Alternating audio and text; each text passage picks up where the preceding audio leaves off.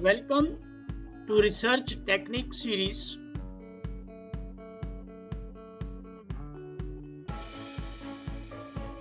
We are going to talk about one sample t-test. One sample t-test is used in one sample to observe whether variable or statement is significant or not. Two independent sample tests, they are used to observe whether these samples have differences in means or not. Two dependent samples as paired to observe whether there is any difference in means for paired observations. Today, we will discuss one sample test. It is used in biostatistics, medicines, operations, HR, education, marketing. The one sample t-test is a statistical hypothesis test used to determine whether an unknown population mean is different from a specific value. What are the requirements? You need a test variable that is continuous, interval or ratio level. Scores on the test variables are independence of observations. There is no relationship between scores on the test variable. Violation of this assumption will yield an inaccurate p-value. Random sample of data from the population. Normal distribution or approximately of the sample and population on the test variable. Non-normal population distribution, especially those that are thick-tailed or heavy-skewed, considerably they reduce the power of the test. Among moderate or large samples, a violation of normality may still yield accurate p-values. So if your sample size is large, it will ignore the violation of normality. Homogeneity of variances, that is, variances approximately equal in both the same sample and population, and there should not be outliers. Say, for example, you have a problem. What an employee expects from their manager based on their experience. So you ask them, say, 5 questions on Likert scale and tell them to choose strongly agree, agree, neutral, disagree, and strongly disagree. Your question may be, I wish my manager to be 1. Be benevolent, take democratic decisions, allow me to speak in meetings, allow everybody to take their own decisions, give incentives based on variables. Now these choices, strongly agree, agree, neutral, disagree, and strongly disagree, they are coded as, say our scale is 1 to 5.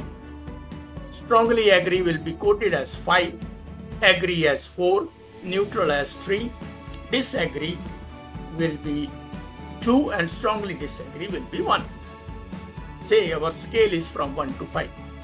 If our scale is -2 to +2, then in that case, +2 will be strongly agree, 1 will be agree, 0 will be neutral, -1 will be disagree, and strongly disagree will be -2. Now, if our scale is 1 to 5, then in that case, our hypothesis is hypothesized mean, against which we are going to test all our variables, all our values. Then it will be 1 plus 2 plus 3 plus 4 plus 5 divided by 5, it will be 3.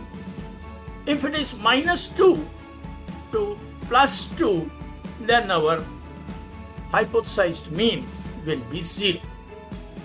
So we should be very careful while coding and taking the hypothesized mean. We have asked the above questions on manager to 40 persons. There are 40 respondents. We have asked them all the 5 questions, and then we have coded whatever answer they have given. We have coded, for instance, respondent number 1 for question number 1. He has said strongly disagree. We are using the code 1 to 5. We are using the code 1 to 5. 1 is strongly disagree and 5 is strongly agree. So 1, when he says respondent number 1 for question number 1, he says it is strongly disagree, so we code it as 1. For question number 2, same respondent number 1, if he says strongly agree, we have coded it as 5. Now for question number 3, he has said agree, so we have given the code as 4. So similarly, all the 40 respondents, they have been, their codes, their values, whatever they answered, we have written it. Okay. Now what we have to do? First we have to find out the mean of all the responses one by one, because it's a one sample test, because we have got the all 5 questions, so each question will be used as one sample. So it will be equal to AVERAG, average. Average will be from this, from B2 to B41. It will give us the average. Now we want to find the averages of all the questions, so we can drag it, so it will give me the codes for each question. Then we will find out standard deviation. Ultimately, we are going to use the central limit theorem, standard deviation.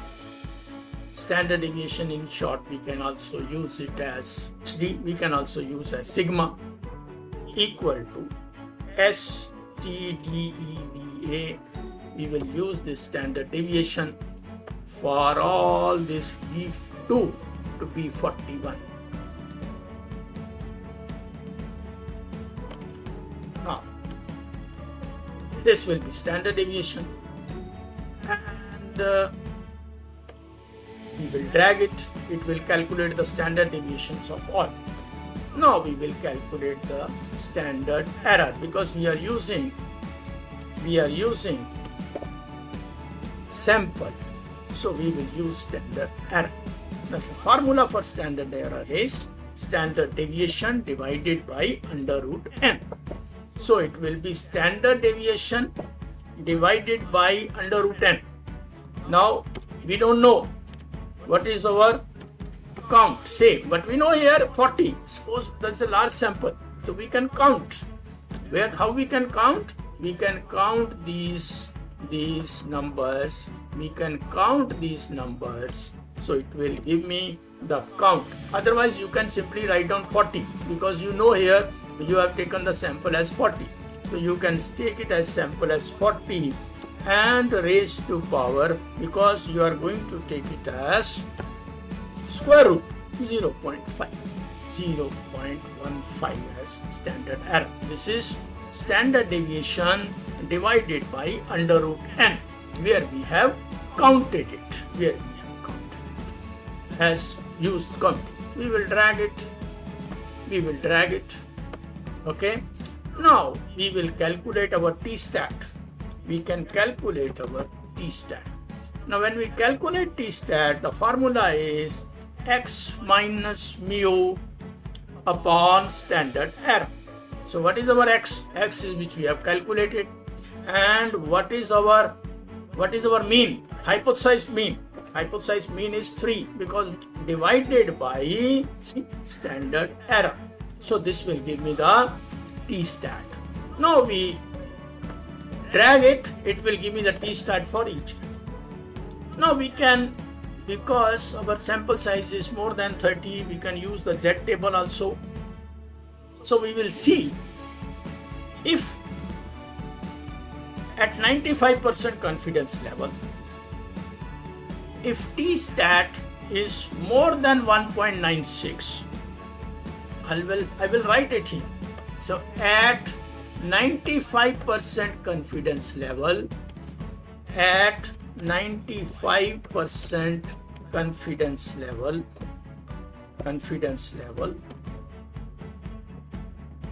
if Z or t-stat, if t-stat is more than 1.96, accept the statement here, because you will reject the null hypothesis, accept the alternate hypothesis. It means you are going to accept the statement or variable as positive, positively accept it. Now if t-stat is between 1.96 and minus 1.96, we can say neutral. People are neutral. Now if t-stat is less than minus 1.96, so we will say reject the null hypothesis, reject the null and accept the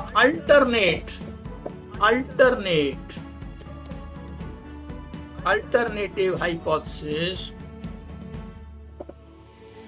but negatively. It means people are rejecting the statements and they say no to this. Now in this case, if we see the results down, so we can say, we can observe these t-stat value. Here people are positively accepting, positive, and here between 1.96 and minus 9.16, people are neutral. Here people are negatively, they say, nahi baba, we don't want this. Negative, we don't want this statement. Negative. Here also again it is negative. So we can come out with the results that if we are asking the manager to be benevolent, so people accept it. So we say people want their managers to be benevolent. But if we are asking the manager to be second question, then people are neutral. But all the other three questions, people are negative. So you can write your conclusions. Now, say you don't want this way. You don't want this way. You want to use data analysis technique provided by Excel. Then what you will do? What you can do here,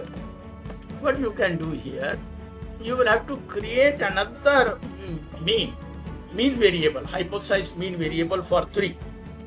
So that is 3. So this will be another observation. This will be 3.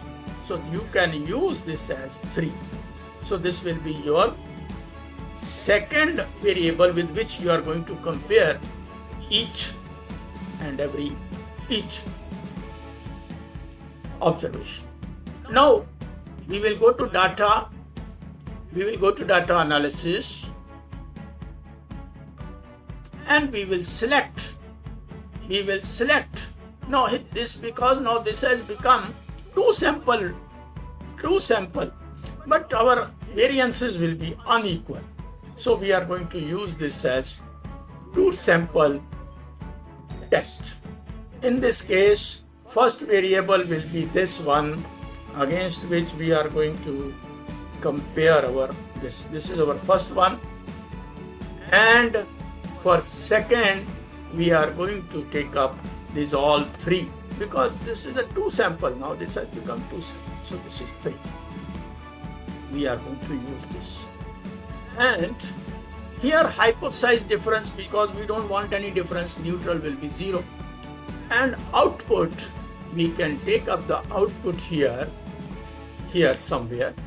We are going to take the output here somewhere. Let us say we are going to take it here, and we say OK. Now it has calculated for you. This mean 3.825. Now here also we have calculated the mean as 3.825. Now similarly, your variances is square of standard deviation. Variances have been calculated. T-stat has been calculated 5.44787. So here 5.44787 it has been calculated. Now instead of comparing it with 1.96, it has calculated the critical t values with one tail and two tail, using the degree of freedom as 39. So if it is one tail, then it is 1.68488, and if it is a two tail value, so 2.022. We have compared up, taking it up as 1.96. You can also compare it with 2.022 and then come out with the results. Our results in this case will be as follows. People wish their managers to be benevolent because our value was more than 2.02. Second one, it was neutral. So people wish their managers, they are neutral. People are neutral towards their manager to take democratic decisions. All other three are negative. So say people do not want their managers to allow them to speak in meetings. People do not want their managers to allow everybody to take their own decisions. People do not want their managers to give incentives based on variables, because these are negative statements. So you can generalize it and write in your conclusions.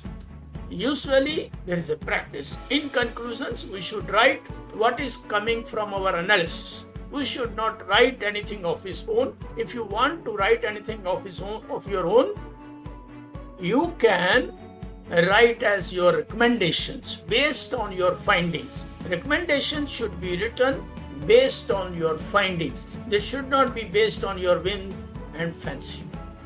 Do not use any imaginative ways. Analyze it, and analysis results should be written.